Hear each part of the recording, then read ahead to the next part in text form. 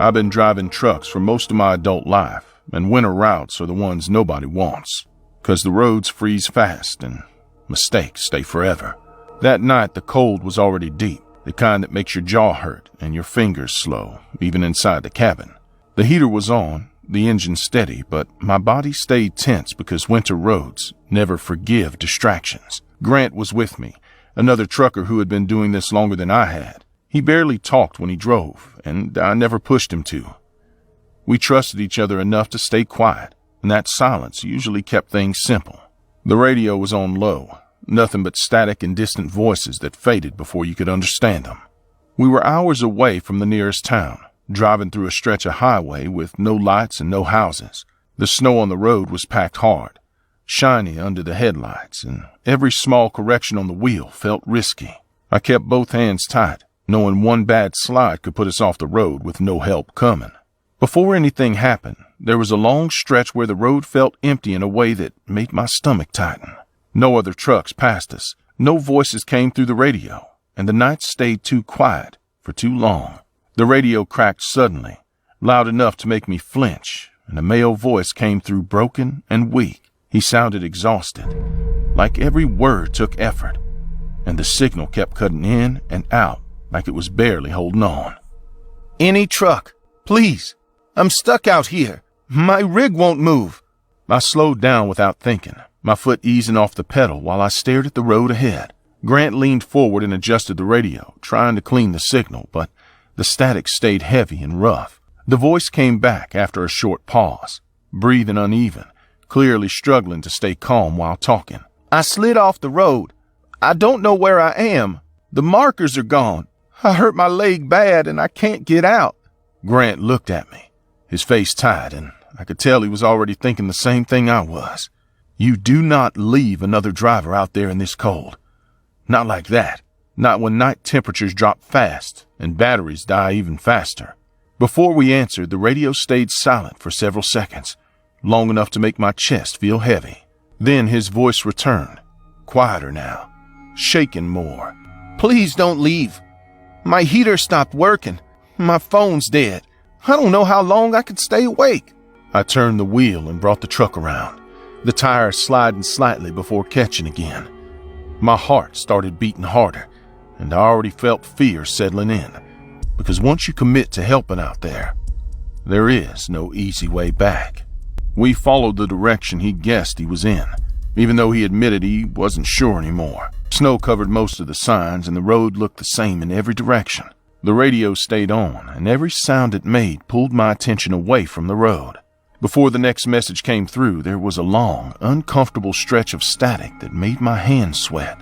I kept checking the mirrors even though there was nothing behind us, because the empty road started feeling wrong, like we were driving into something instead of towards something.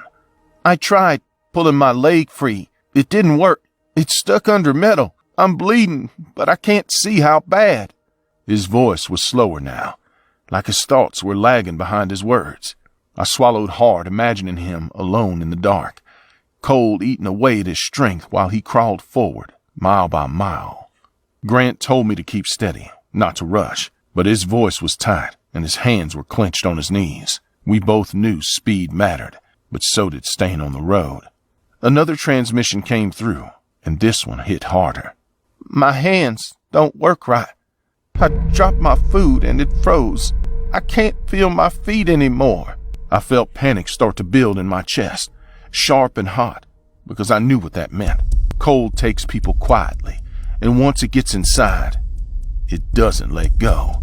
The radio went quiet again, and that silence felt like pressure on my ears. The next message came suddenly, loud and rushed, like he had grabbed the radio without thinking. "I hear animals outside.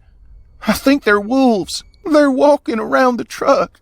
My heart jumped, and I felt fear shoot straight down my spine. Wolves were rare near the road, but winter changes things, and hungry animals stop being careful. Grant told me to keep driving, faster if I could, and I pushed the truck harder, feeling the engine strain as the tires slid slightly on the ice. Before his next message, the static pulsed, thick and uneven, and I felt like I was holding my breath without realizing it. "One of them jumped on the hood. It's scratching. It's not scared of the horn. My hand shook on the wheel, and my mouth felt dry. I kept picturing teeth, claws, and his frozen breath fogging the inside of the cab while they waited outside. Then his voice broke completely. Please, hurry. There are more now. I can hear them around me. The road ahead curved, and the snow got worse, blowing sideways across the headlights. I felt weak and exposed, knowing we were still too far away. We finally saw the truck ahead, sitting crooked off the road, half buried in snow like it'd been swallowed slowly over time. There were no lights on it, no hazard signals, nothing to show anyone was still inside. The engine was cold, the windows frosted over so thick you could barely see through them.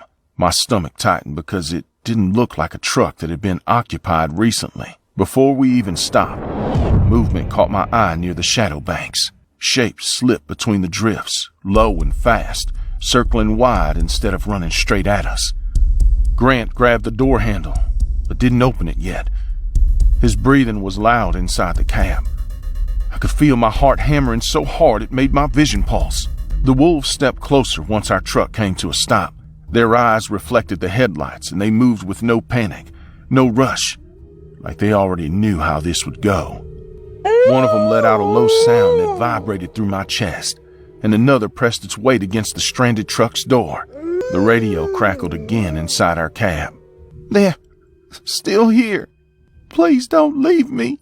Grant shouted that we had to move now, and we jumped down from our cab together, boots slipping on ice as we ran toward the stranded truck.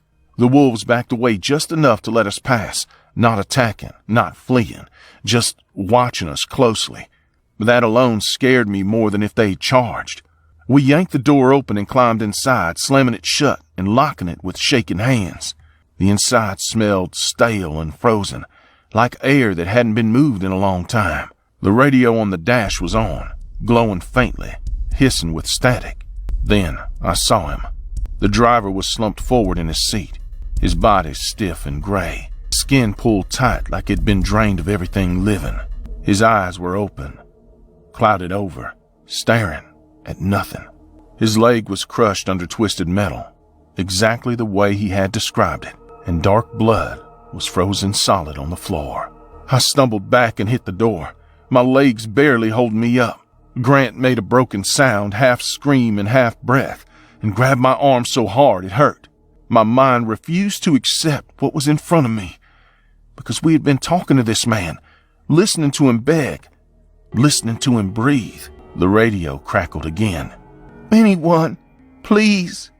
I'm freezing. I don't want to die out here. I screamed and slapped the radio away, my hands shaking so badly I couldn't stop them. Terror ripped through me, sharp and overwhelming, because that voice was coming from a body that had clearly been dead for months. Outside, the wolves slammed into the truck, rocking it hard enough to make snow fall from the ceiling.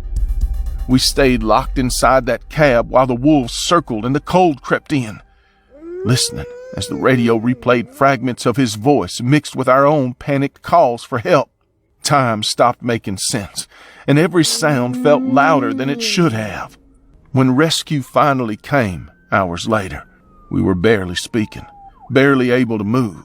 They pulled us out and told us the driver had died months ago during an early winter freeze. His radio battery somehow lasting far longer than it should have. They had no explanation for the cause. I still drive winter routes, because walking away doesn't erase what happened. But I never trust the radio anymore. Sometimes static sounds too close to a voice, and I turn it down before it finishes speaking.